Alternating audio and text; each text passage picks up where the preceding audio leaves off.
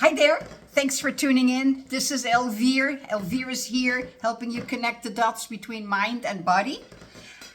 Exciting to be here again with you. Thanks for tuning in. I want to talk with you about one of my favorite subjects again, the paradigm, and actually what creates the paradigm. What is the paradigm? What is the paradigm? The paradigm is actually, it's a multitude of habits, and those habits are in your subconscious mind, and that mental program almost completely controls your behavior. And you know what? All of your behavior is habitual. So you may want to listen up and pay attention to how to change my paradigm. And what is my paradigm? Well, your paradigm is a compilation of your thoughts, your feelings, your actions. That is your paradigm. A group of that. So how you respond, actually how you react. React is just doing like that in an animal. Responding is stopping and thinking before you say something back, before you do something. So you can change that. Those are habits you can change.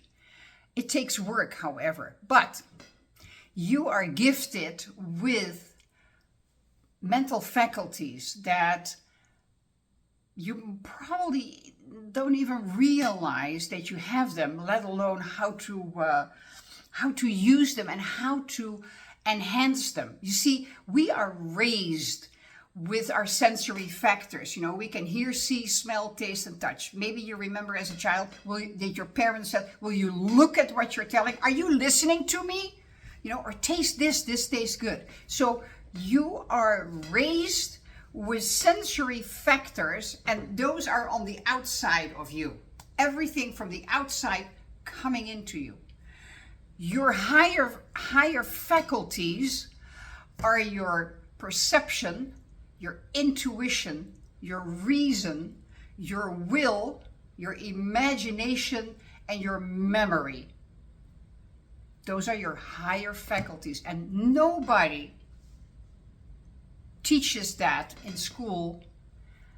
How to, first of all, that you have those. Secondly, how to work with them, how to stimulate them, how to grow with them, how to enhance them so that you enhance your life, because those higher faculties are all within yourselves.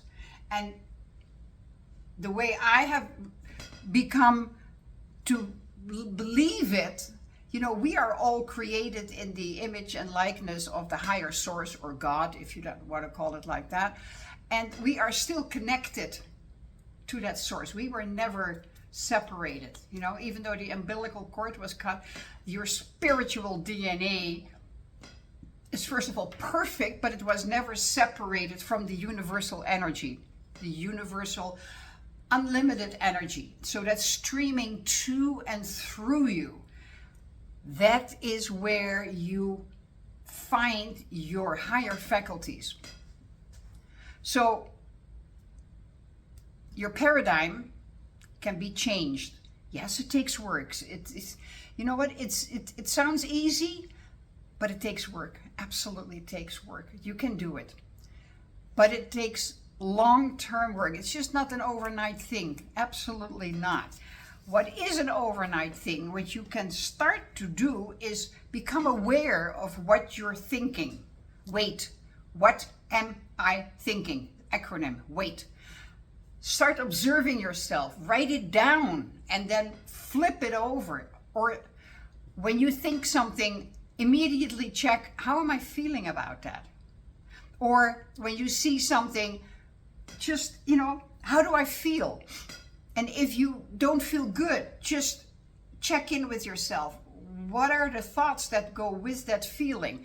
That is tuning into yourself. That is getting to know you. That is becoming more aware of who you are, because you have to become aware of your habitual behavior that is not probably getting you the results you want in life. Because you know what? The name of the game is results. No matter what you do, no matter who you are, results is the name of the game. And you have good results and bad results. You just check in with your results, what kind of results you're getting. And then start to think about your paradigms. Because you know what?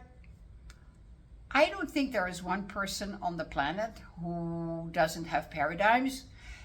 People who are very successful have been somehow able to master, override the paradigms by changing their behavior, changing their lifestyle, changing their way of living, changing their most important, their perspective of life, their view on life.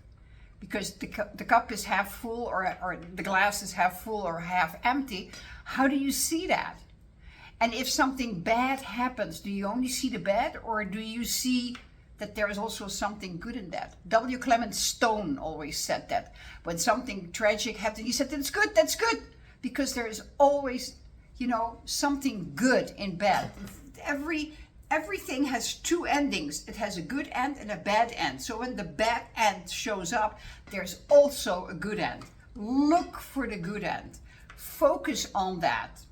Focus is, hocus pocus focus. Focus is very important. And these are all little things that you can do, but it's educate yourself. Educate yourself, educate yourself. And that starts with reading about life. Very important book is Think and Grow Rich from Napoleon Hill, and The Science of Getting Rich by Wallace Wattle. These are books close to 100 years old, and there are even older books that are so important.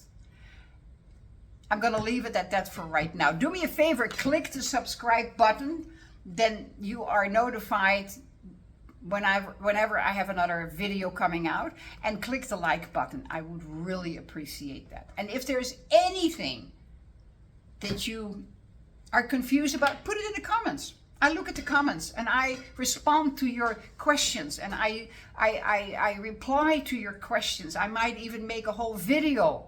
I've done it before about your questions. Excuse me. So do that. We are working together on this. I'm just not teaching, and you're just sitting there and listening. No, this is action. This is action. I am here to help you improve your life. Don't you want a better life? Don't you want a bigger paycheck or earn more money? Don't you want to be healthier? It's all possible. It takes two to tango, me and you can do it. So I appreciate you. Click subscribe, click like. We'll chat soon again. Take care. Bye.